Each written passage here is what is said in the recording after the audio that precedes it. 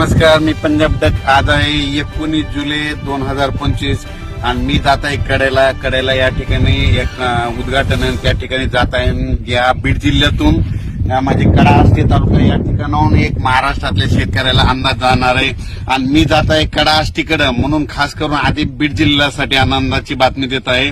तर आज आहे 19 जुलै 2025. आज देखील दुपारी 3:30-4च्या नंतर तुमच्या बीड जिल्ह्यात कडा आष्टी भागामध्ये चांगला पावसाला सुरुवात होणार आहे. म्हणून हे बीड जिल्ह्यातल्या लोकांनी, कडा आष्टी तालुक्यातल्या लोकांनी, पाटोदा तालुक्यातल्या लोकांनी हे अंदाज लक्षात घ्यायचा. आणि बीड जिल्ह्यासाठी एक सांगू इच्छितो की आता 19, 20, 21, 22 पर्यंत तुमच्या बीड जिल्ह्यात दररोज वेगवेगळ्या भागात चांगला पाऊस पडणार आहे, पिकाला जीवदान ठरणार आहे.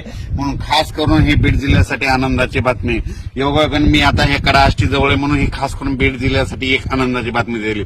त्याच्यानंतर लातूर जिल्हा झालं, सोलापूर जिल्हा झालं, धाराशिव जिल्हा झालं, नगर जिल्हा झाला, परभणी जिल्हा झाला, नांदेड जिल्हा, हिंगोली जिल्हा, जालना जिल्हा, संभाजीनगर या जिल्ह्यातल्या शेतकऱ्याला सांगू इच्छितो की उद्या 20 जुलैपासून 20, 21, 22 आणि 23 या दरम्यान चांगला दररोज वेगवेगळ्या भागात भाग बदलत पाऊस पडणार आहे.